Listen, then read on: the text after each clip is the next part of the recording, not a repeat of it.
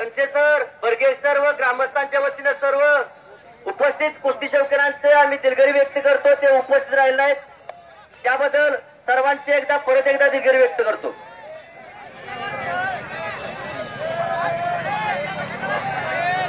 हो, आणि दोन्ही कुस्त्या अतिशय तुल्यबळ आहेत.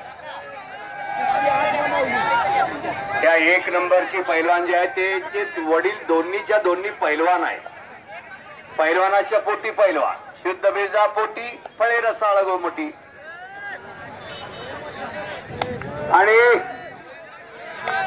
शांतता राखा, हात दुहेरी पाप आणि कब्जा घेतला बालार बिगर. पंचाचा निर्णय, पंचाचा निर्णय.